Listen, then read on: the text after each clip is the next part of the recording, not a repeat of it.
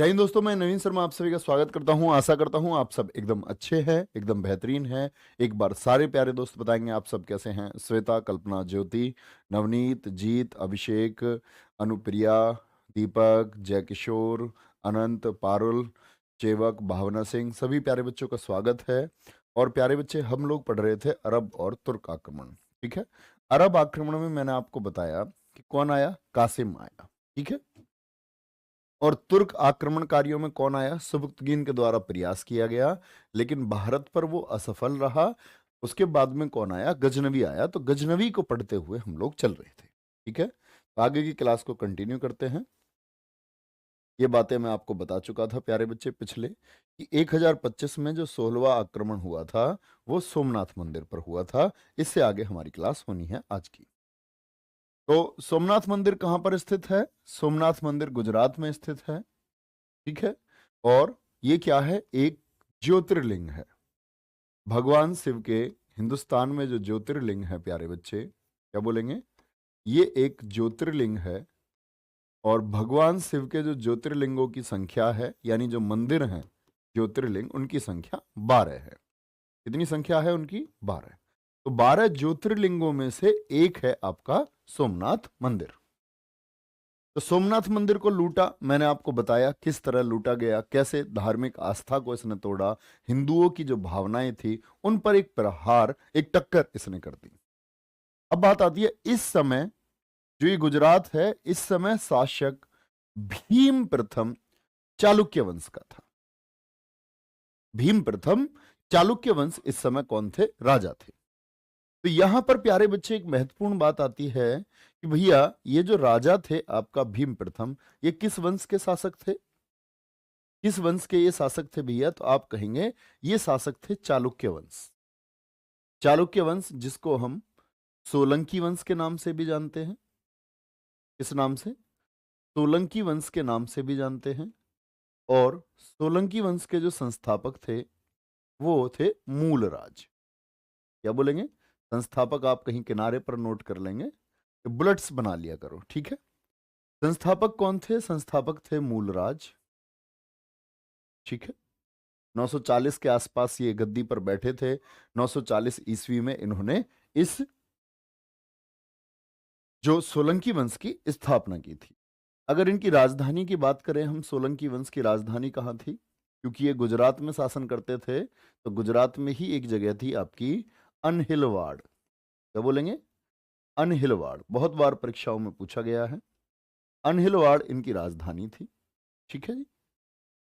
अनहिलवाड़ के बाद में प्यारे बच्चे यहां से आता है आपका, संस्थापक हो गए, राजधानी हो गई। और किस धर्म को ये लोग मानने वाले थे? शैव धर्म को मानने वाले थे, यानी भगवान शिव जी के उपासक थे ये। और एक चीज याद रखेंगे, इनसे संबंधित अभिलेख कौन सा है? वो है वाडनगर अभिलेख। कभी भी पूछा जाए जो गुजरात का चालुक्य वंश था उसके बारे में जानकारी हमको किस अभिलेख से प्राप्त होती है? तो वाडनगर अभिलेख से प्राप्त होती है। किस अभिलेख से? वाडनगर अभिलेख से प्राप्त होती है। तो ये भीम प्रथम कहां पर है? चालुक्य वंश में। चालुक्य वंश को ही हम सोलंकी वंश कहते हैं। शासन कहां करता था ये वंश? गुजरात में। तो ये जो गुजरात वाला क्षेत्र है आपका, जिसको आप आज आधुनिक गुजरात देखते हैं, ये वाला क्षेत्र जो था ये किसके अधीन था हमारा? ये चालुक्यों के अधीन था। और ये जो भीम प्रथम है हमारे, ये थे भीम प्रथम 1022 से लेकर के, आप लोग ये वर्ष याद मत करना क्योंकि ये विवादित वर्ष हैं। अलग अलग इतिहासकारों द्वारा इनका शासनकाल कहीं पर 63, कहीं पर 67 तक दिखाया गया है। तो आप लोग माने सतीश चंद्र जी इतिहासकार हैं, उनके अनुसार 1022 से लेकर के 1064 तक। अब बताओगे कि आक्रमण किसके समय पर हुआ है? 1025 में हुआ सोमनाथ पर। और कौन शासक है वहां पर? भीम प्रथम। हालात क्या होते हैं अब समझेंगे। एक तो लेखक रहे जो ये बाहरी आक्रमणकारी आए, इनके अपने लेखक जो इनके साथ थे। तो क्या कोई राजा के खिलाफ लिख सकता है? बोले यस और नो। तो राजा के खिलाफ लिखने के लिए तो बड़ी ताकत चाहिए, बड़ा साहस चाहिए, क्योंकि कानून था नहीं। राजा कब गर्दन अलग करवा दे इसका पता नहीं, बड़ी मुश्किल होती होगी। तो माना गया है कि बहुत कुछ जो लिखा गया इन आक्रमणकारियों के बारे में, वो बहुत सारी झूठी बातें आप लोगों को बताई गई। जैसे कि इसमें आता है कि भीम प्रथम चालुक्य वंश का शासक था। शुरुआती दौर में विजय भीम प्रथम की ही हुई। आक्रमण को इसने असफल किया, लेकिन आपको बताया गया कि एकदम से आया कौन, गजनवी, और उसने भीम प्रथम को हरा दिया। नहीं, शुरुआती दौर में गजनवी हारा, लेकिन जब परमारो आदि जो पड़ोसी थे, कुछ उनके सेनापतियों ने विश्वघात किया, विश्वासघात जिसको आप कहते हैं, उस विश्वासघात के चलते हुए फिर अभियान किया 2 दिन बाद। उस 2 दिन बाद के अभियान में फिर सफल हुआ गजनवी। यानी कमी किसकी रही? अपने लोगों। अच्छा, हिंदू आस्था को सबसे अधिक पहुंचाने वाला आक्रमण था।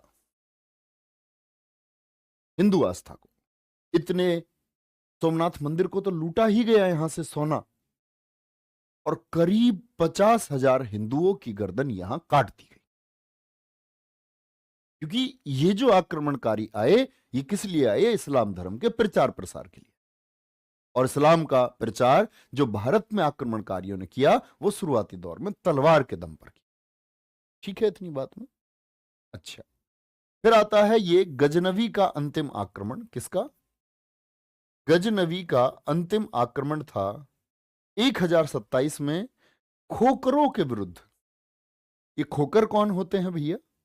खोकर एक जनजाति समूह है, और यहीं पर खोकरों के साथ में आए थे आपका अपने चौधरी साहब जाट। जो कुछ गजनवी ने लूटा और लूट करके ले जाता, तो हमारे चौधरी साहब क्या करते? अच्छा, हमारे हिंदुस्तान से चीजें लेकर के जा रहा है, इसमें मार लगाते। वहीं बड़ा परेशान रहता था गजनवी, यार मैं लूट लाट के ले जाता हूं इंडिया से, और बीच में ये जो दर्रे थे, भारत जाते समय यहां खोकर जाती जाटों के साथ में यहां पर आक्रमण कर देते, बहुत सारा धन इनका लूट लिया जाता। ठीक है, 1030 में इसकी, गजनवी की मौत हो गई अंतिम अभियान के 3 साल बाद। तो मैं आपसे पूछता हूं, कमेंट सेक्शन में बताएंगे गजनवी का भारत पर पहला आक्रमण कब हुआ? तो सब जो असफल हुआ है उसको गिना नहीं जाता भैया, तो सफल बताएंगे आप कब हुआ था फटाफट से। बहुत बढ़िया। कौशल किशोर कह रहे हैं मूर्खता का परिचय देते हुए सर गर्दन क्यों काट दी थी? बच्चे, अब मैं खड़ा हुआ, मुझसे कोई बोले भैया ईसाई धर्म स्वीकार करना है, मैं तो नहीं करता। आक्रमणकारी क्या करेगा? बोले नहीं मानोगे हमारी बात तो गर्दन काट। ठीक है, कोई दिक्कत? आगे चले। अब आते हैं गजनवी के समय की जो जानकारी हमको मिलती है, उसके समकालीन लेखक यानी उस समय के लेखक कौन है? और सभी प्यारे बच्चों का 1001 अच्छा उत्तर है। कुछ मूर्ख आंसर कर रहे हैं 925, कुछ कर रहे हैं आंसर 933, कुछ कर रहे हैं 1025। प्रश्न नहीं सुनते, बस मान जाओ, कूड़े करकटो, पढ़ लो अच्छे से ध्यान लगा। अच्छे बच्चे बनो, ये जो सही उत्तर देते हैं तुम्हें नंबर नहीं आने देंगे तुम्हारा। समकालीन लेखक यानी उस समय के लेखक, जिसमें सबसे बड़ा नाम आता है फिरदौसी का। फिरदौसी, इसको हम बोलते हैं पूर्व का होमर। अब आप कहेंगे भैया होमर का क्या अर्थ है? तो होमर सोचो, मैंने जब सिकंदर आपको बताया तो मैंने बोला था सिकंदर अपने गुरु अरस्तु के कहने से एक किताब अपने पास रखता था, इलियड। और इलियड के राइटर कौन थे? वो थे राइटर इसके होमर। है या नहीं? यस और नो? हाँ जी भैया। तो इस इलियड ने क्या लिखी है? इसने वीर रस के ऊपर, आक्रमण, युद्धों से संबंधित कविताएं लिखी हैं। ऐसे ही युद्ध से संबंधित बहुत सारी रचनाएं की हैं फिरदौसी ने, राजाओं से संबंधित रचनाएं। इसको इसीलिए पूर्व का होमर कहा गया। इसकी पुस्तक का नाम है शाहनामा। बहुत पूछी जाती है किस भाषा में लिखी गई है? फारसी भाषा में। इसको हम ईरान का, बहुत जगह बहुत सारे मैं देखता हूं कई अध्यापकों ने इसको अफगानिस्तान लिखवा रखा है, जो एकदम से गलत है। ठीक है, अफगानिस्तान उस समय था नहीं, तो क्या बोलेंगे? इसके ईरान का महाकाव्य। कहां का महाकाव्य? ईरान का महाकाव्य। भैया महाकाव्य क्या होता है? महाकाव्य होता है जब कोई चीज बहुत प्रसिद्ध हो जाती है, जिसकी चर्चाएं बहुत हों। जैसे हमारे यहाँ रामायण, महाभारत, श्रीमद् भगवत गीता, पुराण, कहते हैं दुनिया का सारा सॉल्यूशन इन पुस्तकों में है। तो ये चर्चित क्यों हुई जी? इसके चर्चित होने की कहानी है। फिरदौसी जो किसके, गजनवी के साथ था। गजनवी ने बोला यार फिरदौसी कुछ ऐसा लिखो जो अपुन के बारे में हो और बेहतरीन हो। फिरदौसी ने कहा ठीक है लिख देंगे। तो फिरदौसी ने लिखना शुरू किया, इतनी बड़ी पुस्तक बन गई। मतलब एक आकार बता रहा हूं आपको, फील करना। गजनवी ने पढ़ा, बोला इतनी बड़ी पुस्तक नहीं चाहिए, कम कर दो। इतनी कर दी। बोला नहीं यार इतनी बड़ी पुस्तक कौन पढ़ेगा, उसने इतनी कर दी। बोला ठीक है ले लो। अब जब पुस्तक लिखने की बात थी तो वादा हुआ था पैसे देने का कि मैं आपको प्रति शब्द के बदले 1 दिनार दूंगा। दिनार मतलब गोल्ड कॉइन। लेकिन दिया बाद में ब्रॉन्ज कॉइन, दी कांसे की मुद्रा। और भैया इस बात से फिरदौसी चिढ़ गया। और यार तुम तो वादा खिलाफी कर रहे हो, और वादा खिलाफी कर रहे हो तो पुस्तक अभी जो रचना बची हुई थी, फिरदौसी ने बहुत सारे सत्य लिख दिए। ये एक इतना नालायक शासन है, गजनवी लुटेरा है, और गजनवी को मैंने नजदीक से देखा है, ये एक बलात्कारी है, आदि चीजें लिखती। अब सोचो किसी राजा के खिलाफ, तो देश में मान के चलो हमारे मोदी जी हैं, अभी राजा हैं, किंग की तरह हैं, उनके खिलाफ ऐसी चीजें उनका कोई नजदीकी व्यक्ति लिख दे, वो किताब क्या होगा, तहलका मचा देगी। तो इसकी प्रसिद्धि इतनी बड़ी, मंत्रियों को पता चला कि जी फिरदौसी ऐसे ऐसे लिख रहा है। और उसने बोला कि जाकर के भैया जो गोल्ड कॉइन देने की बात हुई थी, जो स्वर्ण मुद्राएं हर शब्द पर देने की बात हुई थी, वो दे दो जाकर के। भरी हुई गाड़ी जिस समय पहुंची फिरदौसी के दरबार पर, उसी दिन फिरदौसी की मौत हो गई। फिरदौसी की बेटी ने वो स्वर्ण मुद्राएं लेने से मना कर दिया, डिनाई कर दिया, बोली मैं ये स्वर्ण मुद्राएं नहीं लूंगी। तो कहते हैं कि एक राजा कलम का गुलाम हो गया, यानी कि गजनवी हमेशा गुलाम बना रह गया, किसका, कर्जदार बना रह गया, किसका, फिरदौसी का, क्योंकि उसका पैसा उसके पास रह गया। ठीक है। दूसरा इतिहासकार है अलबरूनी, किताबुल हिंद, और किताबुल हिंद जिसको हम तारीख ए हिंद के नाम से जानते हैं। ठीक है, बड़े अच्छा है। और ये अरबी भाषा की पुस्तकें हैं। बाकी किस भाषा में लिखी गई है, अरबी भाषा में लिखी गई है, अरबी भाषा में। पुराणों का अध्ययन करने वाला ये प्रथम मुसलमान लेखक है जिसने भारत के इन 18 पुराणों का अध्ययन किया।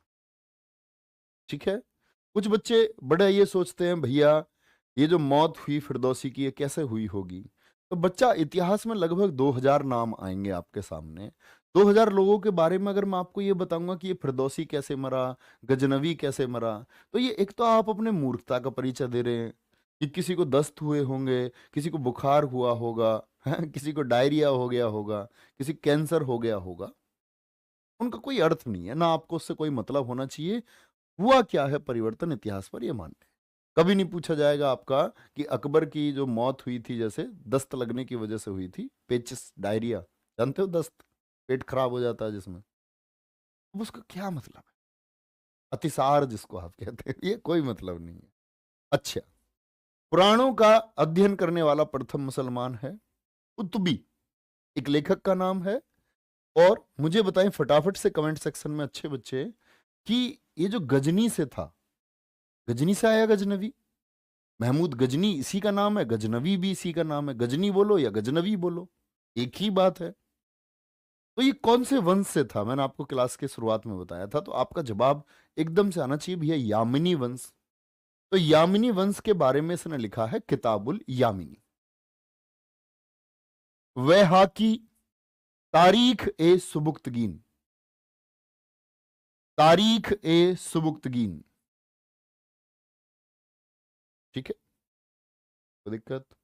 एक बच्चा कमेंट कर रहा है सर जी पेन का साइज थोड़ा छोटा कर लो। बेटा शिकायतों में रह जाओगे, छोटा ये कर लो, वो बड़ा कर लो, छोटे बड़े के चक्कर में रह जाओगे बस, और मिलेगा तुम्हें कुछ नहीं, ना छोटा ना बड़ा, हम तो छोटा कर लेंगे चलो। आगे आते हैं। तो गजनवी के समय के लेखक समझ गए, ये पुस्तकें पूछी जाती हैं। गजनवी के बाद में जो कैरेक्टर, जो आक्रमणकारी भारत पर आया, वो पढ़ना होता है हमको मोहम्मद गोरी। मोहम्मद गोरी, जिसको हम सिहाबुद्दीन के नाम से भी जानते हैं। और इतिहास का वो हिस्सा जो आपने नहीं पढ़ा है, ध्यान से सुनना।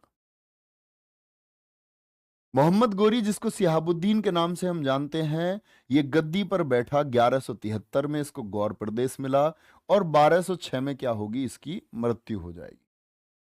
जो इसकी मृत्यु हुई वो 1206 में हुई।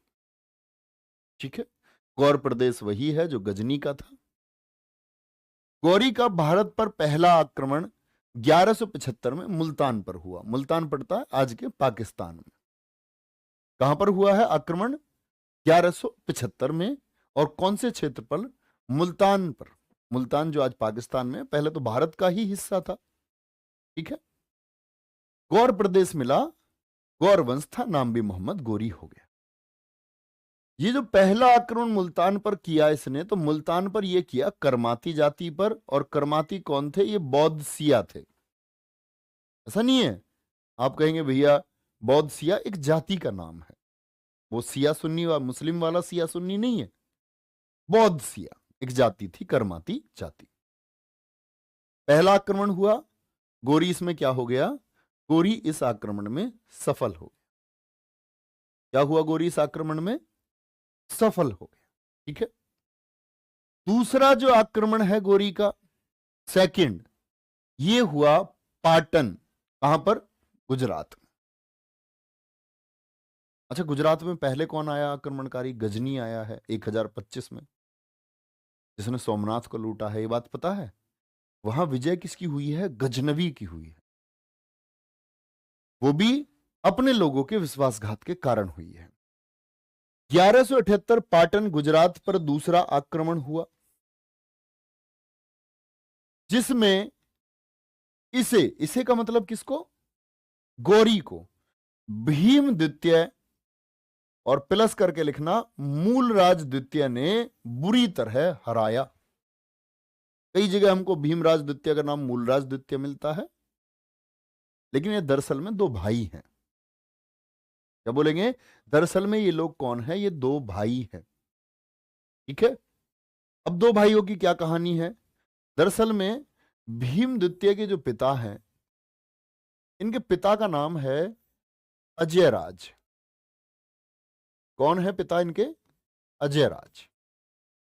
और सुनना और समझना और फील करना उस भारत के गौरव को जो तुमसे छिपाया जाता है, जो मुस्लिम लेखकों ने तुम्हारे सामने नहीं आने दिया। पिता जो अजय राज थे, अजय राज जी की मौत हुई 1175 ईस्वी में, यानी कि पाटन पर हमले से 3 साल पहले। गुजरात वाले क्षेत्र में किस वंश के हैं? ये भी सोलंकी वंश के ही हैं, जिसके भीम प्रथम थे। ये भी कौन से वंश के हैं? ये भी सोलंकी वंश के हैं, सोलंकी वंश। ठीक है, दोनों भाई थे। भीम द्वितीय इसमें छोटे भाई, मूलराज द्वितीय बड़े भाई हैं। सोलंकी वंश के हैं। राजधानी अभी भी इनकी अनहिलवाड़ ही थी। और यहीं पर इंपॉर्टेंट बात आती है कि ये मूलराज द्वितीय जो है, इनकी उम्र है गद्दी पर बैठते समय मात्र 10 वर्ष। कितने के थे ये? 10 वर्ष। और भीम द्वितीय और भी छोटे, जिनको हम भोला भीम के नाम से भी जानते हैं इतिहास में। भोला भीम इसलिए कहते हैं क्योंकि भगवान शिव जी की पूजा करते थे, भगवान भोले की पूजा करते थे। भीम द्वितीय चालुक्य वंश का शासक था। चालुक्य यानी गुजरात के चालुक्य। चालुक्य बहुत सारे हैं, वातापी के चालुक्य है ना, वो मैं आपको पढ़ाऊंगा चालुक्य वंश। तो ये कौन से वाले चालुक्य के हैं? कभी भी पूछू, गुजरात के चालुक्य थे ये। ठीक है जी। इस युद्ध का नेतृत्व नायिका देवी ने किया। नायिका देवी मूलराज द्वितीय की मां थी। क्यों भैया, मां ने क्यों? तो मैंने आपको बताया, अजय राज एक्सपायर हो गए 1175 में, और गद्दी पर बैठते समय ये बच्चे तो छोटे थे, 10 साल और 8 साल के बच्चे। तो इनकी माँ ने कहा था, बड़ी भारत की एक महान वीरांगना रही हैं, पूजनीय है, आपको बहुत सम्मान से याद करना चाहिए इनको। तो ये जब गद्दी पर बैठने की बात आई तो इन्होंने डिनाई कर दिया, बोले मैं गद्दी पर नहीं बैठूंगी, कोई और व्यक्ति जो योग्य शासक है वो गद्दी को चला सकता है। लेकिन इतना सम्मान था जयराज जी का और इनकी पत्नी का कि सब लोगों ने बोला नहीं, आप ही गद्दी पर बैठो। नायिका देवी जी बन गई एक संरक्षिका। संरक्षिका समझते हैं? क्यूरेटर, यानी रानी की तरह। जैसे आपने देखा होगा बाहुबली मूवी में, देखा है? तो वो छोटे बच्चे रहते हैं उस समय, तो गद्दी पर कौन है उस समय? मां, शिवगामी देवी। देखिए नहीं, यस और नो? तो ऐसे नायिका देवी थी। अब ये जो आया है गोरी, गोरी ने सोचा यार गजनवी ने तो इन गुजरात वालों को लूटा था, तो मैं क्यों नहीं लूट सकता जब गजनवी ने लूट लिया। लेकिन उसकी भूल हो गई, उससे भूल ये हो गई, पहले तो भीम अकेला यानी भीम प्रथम था, अब है भीम डबल, भीमद्वितीय।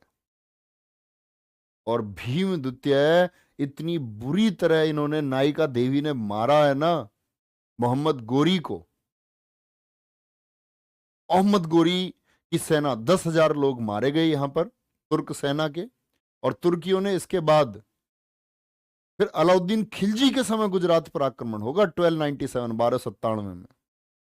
इस पीरियड के बीच में किसी की हिम्मत नहीं हुई जो गुजरात की तरफ आंखें उठाए। 10,000 तुर्कों को मार डाला, उधेड़ दिए गए बुरी तरह। कहते हैं कि मोहम्मद गोरी की जान जाते हुई बची, जिस तरह से वार किया नायिका देवी ने और गुप्तांग कट गया मोहम्मद गोरी का। गुप्तांग मतलब प्राइवेट पार्ट। और ये लेखकों ने इसको लिखा है कि इसके बाद मोहम्मद गोरी बेकार। मोहम्मद गोरी को इन लोगों ने बंदी बनाया। बंदी बना के जो उस समय के 40 प्रमुख सरदार थे, वो तुर्क चहलगानी नहीं जो इल्तुतमिश बनाएगा, उससे पहले 40 सरदार थे अपने गुजरात में। बाहर वाले आक्रमणकारियों ने हमारी चीजें कॉपी की। अकबर ने चंद्रगुप्त द्वितीय को देख के नवरत्न रख लिए, इल्तुतमिश ने तुर्क चहलगानी बना लिया आपका चालुक्यों से सीख करके। ऐसा है गोरी। बात स्थिति तुम समझ ही चुके हो, हालत खराब है, हारा हुआ, लोग मर चुके हैं, अपने बॉडी में कट लगे हुए हैं गलत जगह बहुत सारे। ऐसे हाथ जोड़ के सबके सामने आया, माफी मांगी, सबके कदम चूमे, 40 के 40 लोगों का गिड़गिड़ाता हुआ। और ये भारत की माँ नायिका देवी ने माफ कर दिया मोहम्मद गोरी को। गोरी को मतलब इतना बड़ा बना के दिखाते हैं गोरी को आप लोगों को। यहां नायिका देवी ने गोरी को माफ कर दिया। क्या बेटा गोरी, जी ले अपनी जिंदगी। ये हिंदुस्तान का दिल था, देश को तोड़ने की कोशिश ना करें। तो ये बहुत इंपॉर्टेंट है। 1178 पैटर्न परीक्षाओं में बहुत पूछा जाता है। इसके बाद में अब देखो, गुजरात वाला जो क्षेत्र है आपका, गोरी इतना समझ गया यहां हालात मुश्किल हैं, लेकिन उसने देखा कि ये सिंध वाला जो क्षेत्र है यहां हम कर सकते हैं कुछ। तो यहां से भाग गया वापस, बोल के गया हाँ जी आपके में नहीं आऊंगा कभी भी। लेकिन कश्मीर और सिंध वाला ये जो क्षेत्र था, ये इसने 1179 में जीत लिया, वहां के शासकों की आपसी फूट की वजह से। 1186 में ये इधर पंजाब लाहौर वाले क्षेत्र में आया। 1186 में सेना बड़ी की, पंजाब जीता। पंजाब में जीता भटिंडा। भटिंडा को ही हम तबर हिंद कहते हैं। रजिया सुल्तान के समय तबर हिंद का नाम आएगा, ठीक है, बड़ा इंपॉर्टेंट नाम है। जब रजिया 1236 में गद्दी पर बैठेगी, ये महत्वपूर्ण नाम है, वो उस समय बताऊंगा कि एक गवर्नर था अल्तुनिया, तो तब रिलेट करना। अभी याद रखें सिर्फ भटिंडा तबर हिंद को कहते हैं। 1191 तराइन का प्रथम युद्ध हुआ और इस समय गोरी बहुत सेना जुटा चुका था, गोरी बहुत धन जुटा चुका था। भारत में इतने लंबे आक्रमण के बाद में गोरी के अपने संबंधी बन चुके थे, जो गोरी को खबरी होते हैं ना, आपने देखा होगा हमारे घर परिवार में एक होता है खबरी, क्योंकि हर व्यक्ति का अपना लालच होता है, ठीक है। तो ये तराइन का प्रथम युद्ध 1191 में हुआ, किस किस के बीच में? गोरी और पृथ्वीराज चौहान के बीच। पृथ्वीराज चौहान जी, जिनको हम राय पिथौरा या पृथ्वीराज तृतीय के नाम से जानते हैं। किस नाम से? पृथ्वीराज तृतीय के नाम से हम इनको जानते हैं। बहुत एक मतलब अल्टीमेट, एक महान शासक भारत के हुए हैं। अब यहां पर कुछ मिथ है इनके बारे में, वो मैं आपको बताऊंगा। गोरी जो है, गोरी और पृथ्वीराज चौहान को क्या बोलते हैं हम? राय पिथौरा और पृथ्वीराज तृतीय। भैया ये अब ये कैसे आपस में आ गए? देखो तराइन जो पड़ता है, तराइन पड़ता है आपका हरियाणा में। बहुत सारे युद्ध आप देखेंगे भारत के कि वो तराइन में आपका और पानीपत में ही क्यों हुए। तो भैया यहां से जब आप आते हैं ना, एंटर करोगे सिंध वाले क्षेत्र से, तो बैटलफील्ड यही था। हरियाणा के पास में बैटलफील्ड, लड़ने की जगह, खाली स्थान यही था जहां पर युद्ध के लिए जगह थी। अब क्योंकि ये सारे क्षेत्र, मैंने बोला सिंध जीत चुका, कश्मीर जीत चुका, पंजाब जीत चुका, तो अब यहां गुजरात तो जा नहीं सकता। उसको पता बेटा मारेंगे तुझको, अब की बार कुछ और काट लेंगे। नहीं, प्रशांत कुंटल जी माँ है। बाकी बैच में भैया वाइफ लिखा हुआ, वाइफ लिखा हुआ है, शायद गलती से लिख दिया हो, उसको करेक्शन कर लेना, माँ है। ध्यान से देख लेना। तो इधर तो आ नहीं सकते, तो जगह कौन सी बची इधर चलने के लिए? तो इधर में कहा चल दिया वो? दिल्ली की तरफ। और पृथ्वीराज चौहान जी कहाँ थे? दिल्ली पर थे। चलो, एक बच्चे ने अपनी, एक मटरी आया है हमारा, कह रहा है, मटरी नहीं है मटरनी है, मटरनी है, डिंपल शर्मा कह रही है सर जब गोरी ने मुल्तान पर आक्रमण किया था तब उसकी एज कितनी थी? मूर्खता नहीं है। चलो, अभी मैं आपसे पूछूंगा आपके बारे में कि बच्चे आप कितने दिन की हो गई हो। दिन, साल नहीं पूछूंगा। तो दिन पूछूंगा तो तुम कैलकुलेशन करोगे आधे घंटे में, तुम्हें अपना नहीं पता। गोरी की उम्र जानना चाह रही हो, उस समय कितना आक्रमण था, जो मैं बता रहा हूं उसको जानना नहीं चाह रही हो। और कहते हैं कि देखो तुम सुनो, मुझे उनसे कोई मतलब नहीं है। मैं हमेशा कहता हूँ एक अध्यापक का कार्य होता है कि बच्चों को सफल बनाना, और जो बच्चे सफल होते हैं तभी हम लोगों का भविष्य है। तो ये जो बच्चे इधर उधर ध्यान लगाते हैं, मैं इन पर फोकस करता भी नहीं हूं, कभी ना किया है। लेकिन मेरी अच्छे बच्चों से एक अपील है कि आप में से कोई अगर मिसगाइडेड है और बेवजह के कमेंट में खुद को फोकस करता है और उस कमेंट को फिर कॉपी पेस्ट करता है, तो मेरे दोस्त तुम मत करना। आप वो अच्छे छात्र रहना जो ध्यान से सब कुछ सुनते रहें, और जो मैं बता रहा हूँ ना 100% सिर्फ वो पढ़ना, सिर्फ वो तैयार करना, जो मैं बोल रहा हूँ सिर्फ वो सुनना। लिखना भी बस की नहीं है तो आंखें बंद करके चुपचाप सुनते रहो, ठीक है। की पॉइंट्स अपने शॉर्ट नोट्स बनाया करो ताकि सिर्फ आपको समझ में आए। ये अच्छे बच्चों से मेरी अपील है। जिसको सिलेक्शन नहीं लेना उससे कोई मेरी अपील नहीं है, क्योंकि वो आज भी तैयारी करेगा, कल भी चलेगा। वो अगले साल हमको कोसेगा, पर अगले उससे अगले साल वो हमको गाली देता है, तीसरे साल में जाके वो गलत कमेंट करता है, और चौथे साल में जाके वो तैयारी छोड़ देता है, और फिर वो मोहल्ले में ज्ञान बांटता है, क्योंकि उसको लुसेंट और छोटी मोटी जानकारी है, तो वो मोहल्ले में ज्ञानी बनता रहता है और वहीं सीमित हो जाता है। फिर लोग उससे इरिटेट हो जाते हैं कि एक मूर्ख आ लिया मोहल्ले में, ये अब दिमाग चाटेगा। फिर उससे लोग बचने लगते हैं, फिर वो बुढ़ापे में सठिया जाता है। यही जीवन होता है ऐसे लोगों का। तो अच्छे बच्चे प्लीज ध्यान देना, आप लोग इन कमेंट बाजी के चक्कर मत पड़ना। और मैं तो ये कहता हूं कि कमेंट आपको आपके सिलेक्शन से दूर ले जाते हैं। ये सिद्धांत है, इसको कॉपी में नोट करो, एनालिसिस करो, पहला पेपर दे के आओ जिसमें आपने बहुत सारे कमेंट किए हो, क्योंकि मैं हजारों बच्चों से मिला हूं और हजारों बच्चों के सिर्फ एक ही शब्द मैंने सुने कि भैया मैं कमेंट नहीं करता था, कभी क्लास में कमेंट नहीं। और ऐसे बहुत सारे बच्चे हैं जिनको हमें नाम पता है, आज भी तैयारी कर रहे हैं, पिछले साल भी चैनल पे थे, उससे पिछले साल भी। क्योंकि हमें नाम क्यों पता? क्योंकि वो कमेंट ज्यादा करते हैं, ठीक है। तो बहुत ध्यान रखो, ये मेरी अंतिम अपील है आप लोगों से। इसके बाद पूरे बैच में मैं आपसे कोई अपील नहीं करूंगा। गोरी की इसमें क्या हुई है? हार हुई है। और जो पृथ्वीराज चौहान है, पृथ्वीराज चौहान के मित्र हैं चंद्रप्रताप, ठीक है। गोरी लेकर के आया, सेना भी ज्यादा थी पृथ्वीराज चौहान जी से, लेकिन पृथ्वीराज चौहान जी ने हरा दिया, ठीक है। आगे चले। चंद्र बरदाई की जो पुस्तक है, उसका नाम है पृथ्वीराज रासो।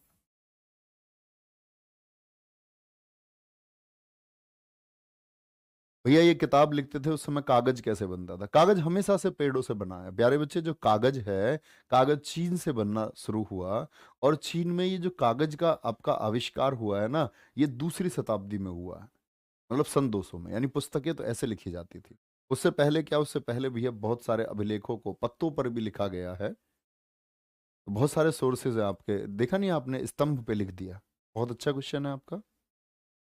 चंद्रबरदाई की पुस्तक का नाम है पृथ्वीराज रासो। और पृथ्वीराज रासो किसने लिखी है? अब इस पे बहुत सारी कंट्रोवर्सी है।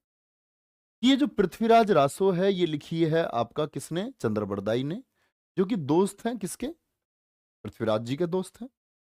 लेकिन इसको जो पूर्ण किया है, पूरा जो किया है इसको, ये चंद्रबरदाई के पुत्र है, जलहण ने किया है। किसने पूरा किया है? जलहण ने।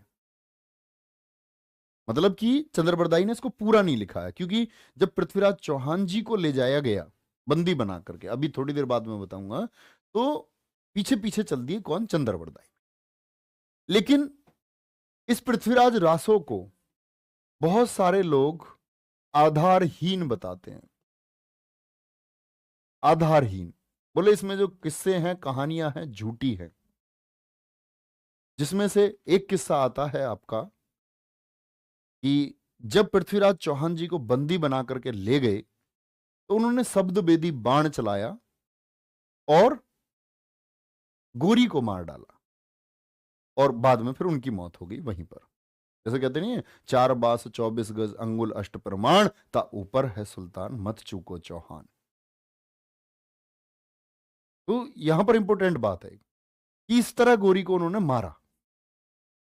लेकिन जब लेखक देखते हैं पृथ्वीराज रासो को, तो उसमें जो शब्द लिखे हुए हैं, वो शब्द मिलते हैं 1600 शताब्दी के।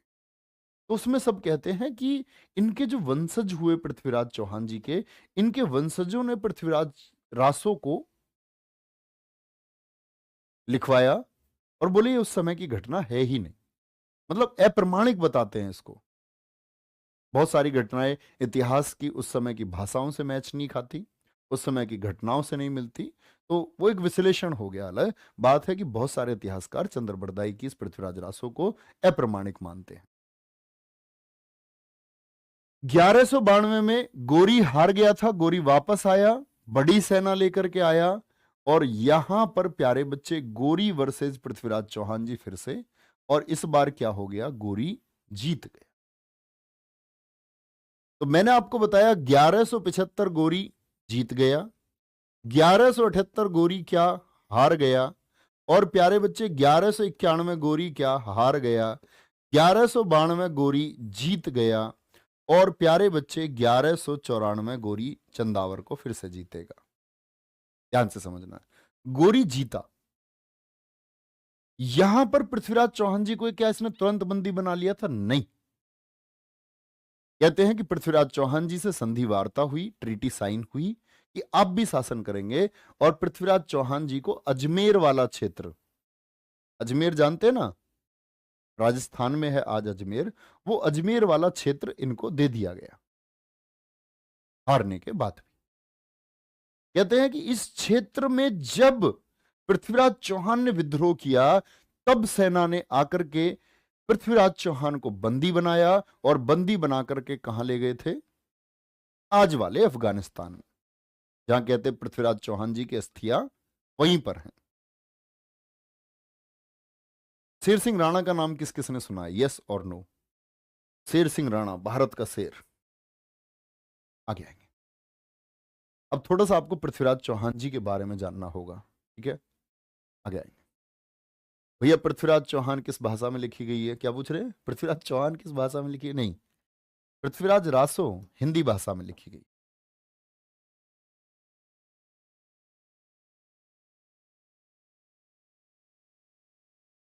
देखेंगे ध्यान से।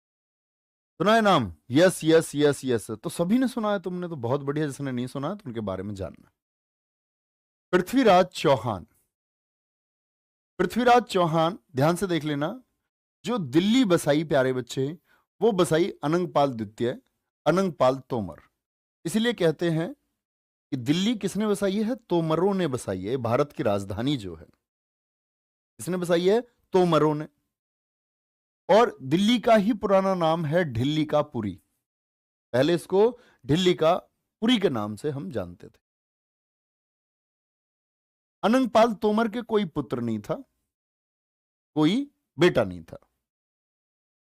दो पुत्रियों में से एक बेटी की शादी तो हुई है सोमेश्वर सिंह चौहान जी से, यानी पृथ्वीराज चौहान जी के जो पिता हैं वो कौन थे? वो दामाद थे अनंगपाल तोमर के। यानी ये कौन है? पृथ्वीराज चौहान जी के ये नाना है। कौन है? नाना।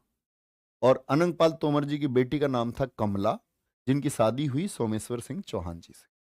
तो पृथ्वीराज चौहान जी की माता हुई, सीधी सी बात है। अनंगपाल तोमर की एक दूसरी बेटी थी। दूसरी बेटी की शादी हुई है कन्नौज। कन्नौज हुई है, और कन्नौज में हुई थी विजयपाल। इनसे विजयपाल से हुई दूसरी बेटी की शादी। और ये जो विजयपाल है, इस विजयपाल का ही बेटा है कौन? आपका जयचंद। समझ पा रहे? दो बेटियों में से एक बेटी की शादी हुई किससे? सोमेश्वर सिंह चौहान से। ठीक है। और एक बेटी की जो शादी हुई वो हुई है कन्नौज उत्तर प्रदेश में। गुरुजी, मैंने सुना है दिल्ली को इंद्रप्रस्थ कहा। इंद्रप्रस्थ महाभारत कालीन नाम है। जब दिल्ली को बसाया गया तब ढिल्ली का पुरी नाम से बसाया गया। और आप जब महाभारत में देखेंगे तब आपका कौरवों की राजधानी क्या बोलते थे उसको? पांडवों की। तो एक तो हस्तिनापुर का जिक्र आता है और एक इंद्रप्रस्थ का। तो वो महाभारत कालीन नाम इसका इंद्रप्रस्थ है। ठीक है, इस वाले क्षेत्र का। ध्यान से समझना, दो बेटियों में से समझ गए? दो बेटियां समझ चुके हैं आप लोग। लेकिन इनके कोई पुत्र नहीं था, तो इन्होंने अपने दोहित्र यानी अपने देवते, क्योंकि ये नाना है, तो इन्होंने गोद ले लिया था पृथ्वीराज चौहान जी को। ठीक, कितनी बात। तो भैया उसको जलन नहीं होगी क्या? जयचंद भी तो देवता ही है इनका, वो भी तो बेटी का पुत्र है। उसको गोद इन्होंने नहीं लिया तो जलन तो होगी। यहीं पर जिक्र आता है पृथ्वीराज चौहान जी की प्रेमिका संयुक्ता, जिसका नाम है संयोगिता। संयोगिता कौन है? ये जयचंद की बेटी है। कौन है संयोगिता? जयचंद की पुत्री। पृथ्वीराज चौहान दिल्ली पे शासन कर रहे थे, बड़े किस्से थे इनके, चर्चाएं थी। और इन चर्चाओं में संयोगिता दिल दे बैठी पृथ्वीराज चौहान जी को। दिल देना समझते हो? समझते होगे सब, बड़े चालू हो तुम। तो दिल दे बैठी, और इधर ये बात पता चल गई जयचंद को। एक तो पहले से ही जला हुआ है, भाई उसको जो पैसा मिलना था वो पैसा नहीं मिला। नाना ने सारा पैसा दे दिया पृथ्वीराज चौहान जी को, और प्लस में बेटी और मोहब्बत कर बैठी। तो कहते हैं कि इसकी शादी स्वयंवर संयोगिता का हुआ, और स्वयंवर में न्योता नहीं भेजा गया दिल्ली के शासक किनको? पृथ्वीराज चौहान को। और गेट पर एक, आप सब लोगों ने शायद सुना होगा, गेट पर एक पुतला बना के खड़ा कर दिया उन लोगों ने पृथ्वीराज चौहान जी का। पृथ्वीराज चौहान हमारे यहाँ एक अंगरक्षक की भांति काम करेगा, एक बॉडीगार्ड।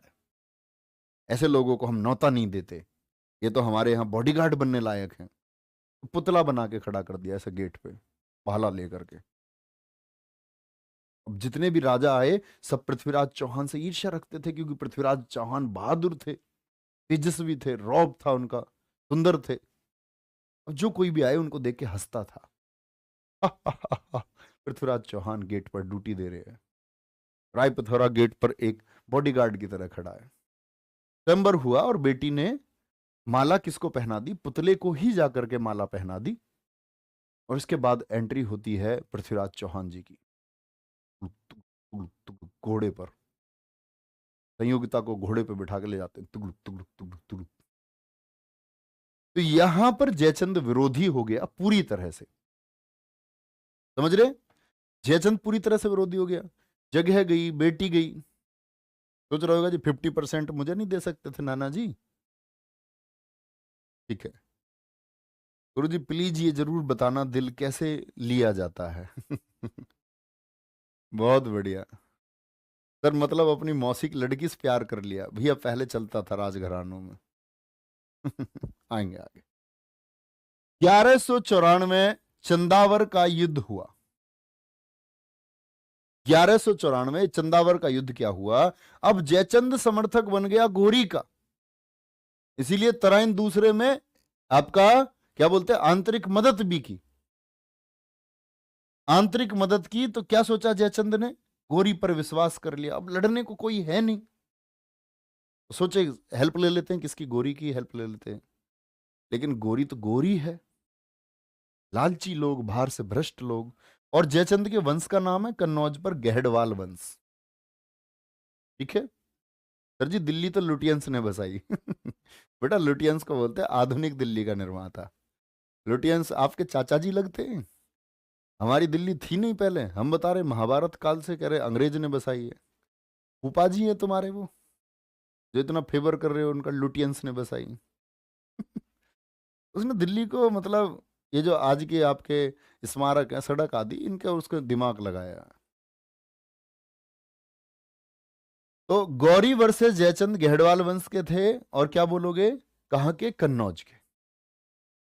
गोरी की इसमें क्या हुई है भैया, चंदावर के युद्ध में गोरी की जीत हुई। ठीक है, कोई दिक्कत? आगे आएंगे। तो गोरी का युद्ध समझ गए आप। यहां पर आएंगे मोइनुद्दीन चिश्ती की।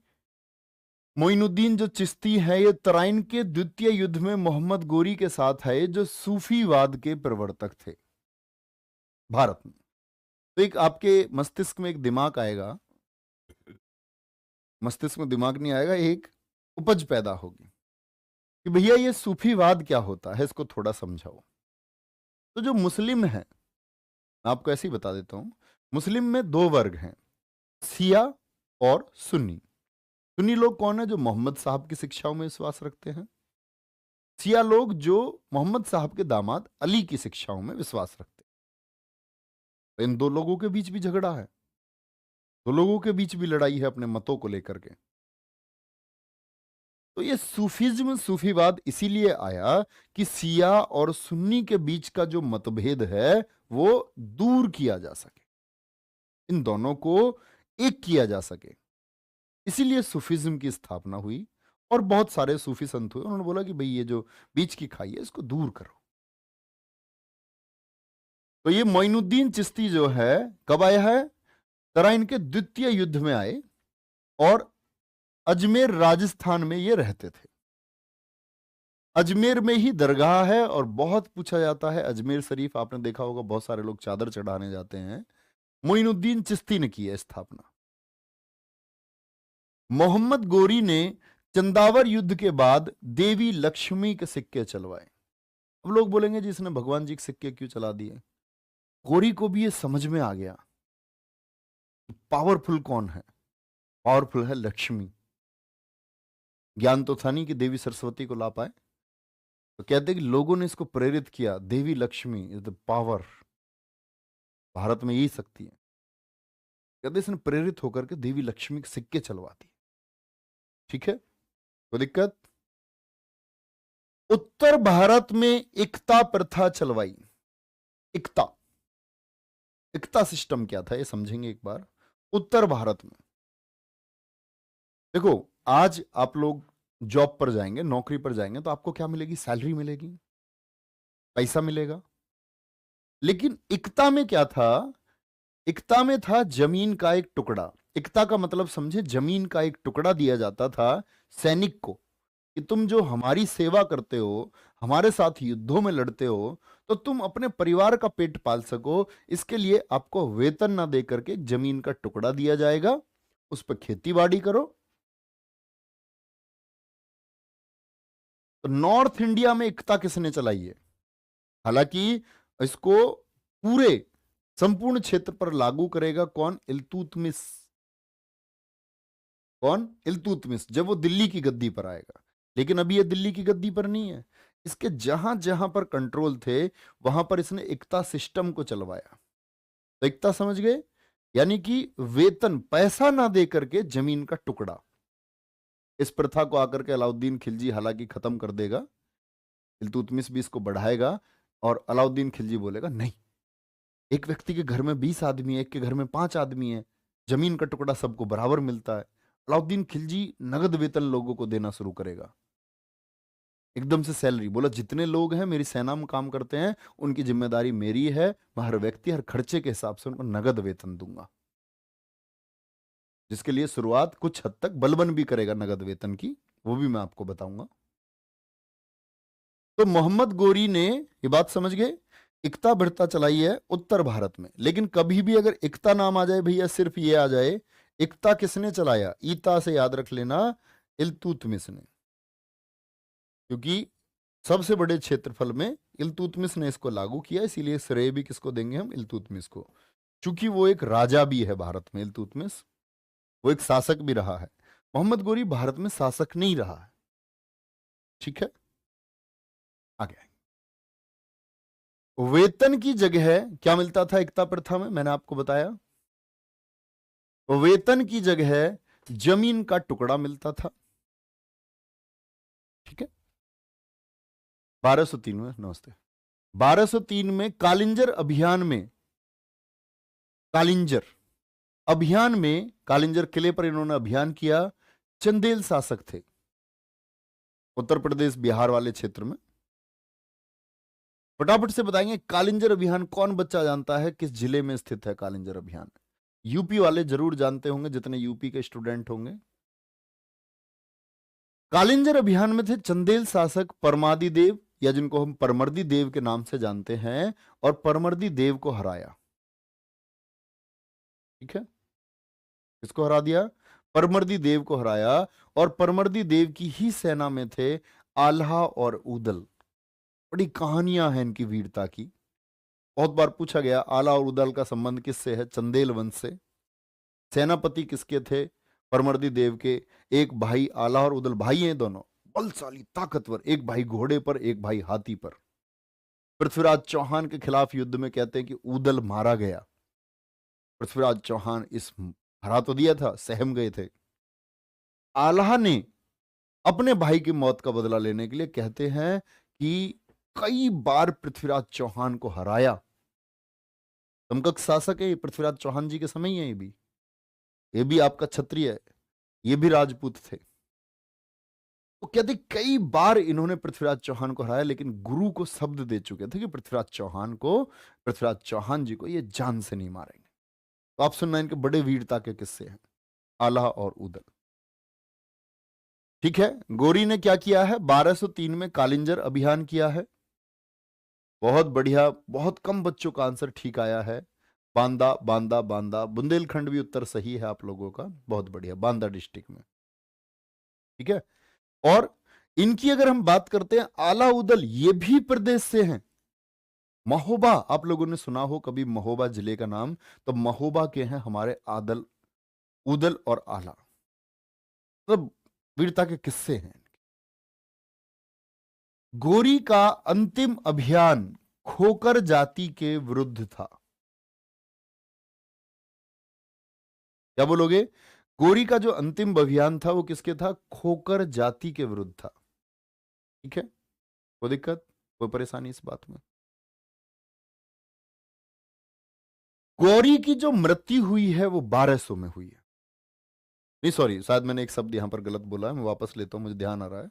अभी मैंने शायद एक शब्द बोला था कि ये भी क्षत्रिय थे, तो क्षत्रिय से मतलब शायद मैंने शब्द उसमें राजपूत जोड़ा, नहीं, ये तो यदुवंशी थे आपका। और मैं यहां पर एक चीज क्लियर कर देता हूं आप लोगों को, ध्यान से सुनना, आला और उदल यदुवंशी हैं, यादव वंश से। और ध्यान से देखना प्यारे बच्चे, क्षत्रिय से क्या मतलब है भैया, जो क्षत्रिय कहते हैं? तो मैंने वर्ण व्यवस्था आपको समझाई थी। क्षत्रिय से मतलब था जो लोग रक्षा करें। जैसे आज के टाइम पे हम क्षत्रिय जातियों में नाम गिनते हैं, तो हमारा नाम आता है गुजर क्षत्रिय जाति है, यादव क्षत्रिय जाति है, हम कहते हैं जाट क्षत्रिय जाति है, राजपूत क्षत्रिय जाति है, जिनको सामान्य वर्ग में भी रखा गया। क्षत्रिय से मतलब है, ये तो एक कॉमन सेंस बता रहा हूं, और भी बहुत सारी जातियां हैं। तो क्षत्रिय से मतलब होता है जो लोग रक्षा करने का काम करें। क्या करें? रक्षा करने का काम करें। ठीक है। गोरी का अंतिम अभियान खोकर जाति के विरुद्ध है, मैंने बता दिया खोकर कहां थे। गोरी की जो मृत्यु हुई है वो 1206 में हुई है। कहां पर हुई है? दमियक पर, जो आपका वेस्ट पाकिस्तान में आज की स्थिति के अनुसार पड़ता है। और गोरी की जो हत्या की है वो अली मर्दान, क्योंकि अली मर्दान के पिता की हत्या हुई तो उसका बदला लेने के लिए अली मर्दान ने सोते हुए गोरी का हत्या कर दी। ठीक है। वो दिक्कत इस बात में? सर मतलब धर्म से ये यदुवंशी थे और कर्म से क्षत्रिय। हाँ शिव कुमार जी, बिल्कुल सही बात है। तो अली मर्दान ने किसका बदला ले लिया? हत्या कर दी, सोते हुए गोरी को मार दिया।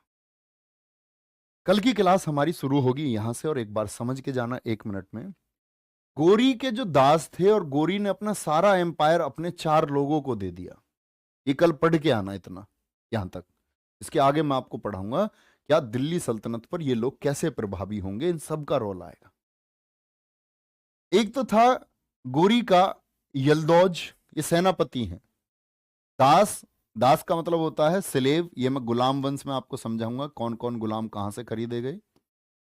गुलाम जो बाद में अपनी वीरता के चलते हुए, शुरू में ये लोग गोबर उठाने वाले लोग थे।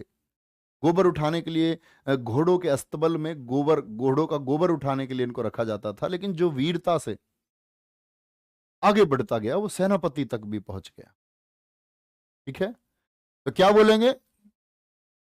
यलदौज, कुबाचा, कुतुबुद्दीन ऐबक, बख्तियार खिलजी, ये 4 दास हैं। ये क्या बोलेंगे? ये 4 दास हैं। ठीक है, कोई दिक्कत? यलदौज को मिला क्षेत्र गजनी वाला, यानी जो गौर प्रदेश था। क्या बोलोगे? जो गौर प्रदेश था ये गजनी वाला, ये मिला किसको? यलदौज को। ऐबक का ये ससुर था, ये बाद में मैं आपको बताऊंगा। ऐबक बहुत चालाक है। और कुबाचा को मिला सिंध वाला क्षेत्र। ये वाला क्षेत्र किसको मिला? कुबाचा को। मुल्तान, काबुल, कांधार वाला, ये ऐबक का जीजा है। ऐबक को मिला है आपका लाहौर और दिल्ली वाला शासन। ये किसको मिला है? ये ऐबक को मिला है। और जो आगे आपका बंगाल बिहार वाला, ये किसको मिला? ये आपका बख्तियार को मिला। इसीलिए तबाही मचाएगा यहां बंगाल बिहार में, नालंदा विश्वविद्यालय, विक्रमशिला आदि को नष्ट करेगा। ठीक है, ध्यान से देखना। तो ये कौन थे? गुलाम लोग थे जिनको खरीदा था गोली ने, और बाद में सेनापति बन गए। इनको ये क्षेत्र गोरी ने अपने अंतिम समय में दे दिया था कि मेरे अंतिम समय में जब मेरे बाद में अगर कोई होगा तो मेरे 4 लोगों को ये संपत्ति ऐसे ऐसे बटेगी। अब ऐबक बहुत चालाक है। ऐबक गद्दी पर क्यों आएगा? इंटेलिजेंस से। तुम्हारी तरह मूर्ख नहीं है। मतलब जो मूर्ख है उनको मूर्ख मैं हमेशा कहता हूं। अच्छा बच्चा इस बात को कभी दिल से ना लगाए भैया हमको मूर्ख कह रहे हैं, और मूर्ख ये मेरा प्यार का शब्द है। ठीक है, ध्यान से देखना प्यारे बच्चे। क्या बोलोगे? कि ये जो गजनी है, ऐबक ने क्या कर लिया? ऐबक ने यलदौज की बेटी से शादी कर ली। उसको पता थी कि तेरे क्षेत्रफल पर ये लोग कभी नजर डालेंगे, और कुबाचा को अपनी बहन दे दी। ये ऐबक का जीजा है, रिश्तेदारी कर ली दोनों से। ये इतना ज्यादा ताकतवर था नहीं बख्तियार खिलजी, इसको ये अपना सेनापति बना लिया। तो बख्तियार खिलजी पहले तो सेनापति रहेगा गोरी का, और फिर ऐबक का। तो चाल कौन चल रहा है? ऐबक। तो गद्दी पे भी कौन आएगा? ऐबक आएगा। गद्दी पे भी कौन आएगा? ऐबक आएगा। ठीक है। नहीं मेरे दोस्त, आप पूजनीय हो।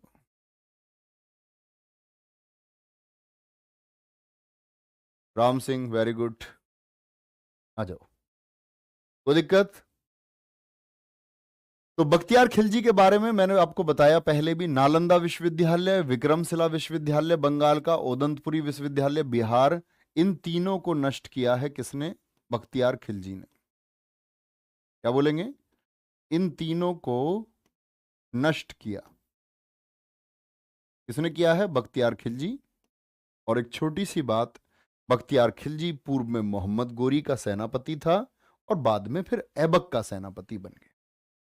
उम्मीद करूंगा सारी चीजें आप लोगों को समझ में आई होंगी और आप बहुत अच्छे से इन बातों को बनाएंगे। ठीक है सर जी, आप हम लोगों को भूल गए नहीं प्यारे बच्चे, बात बनाने का समय नहीं है।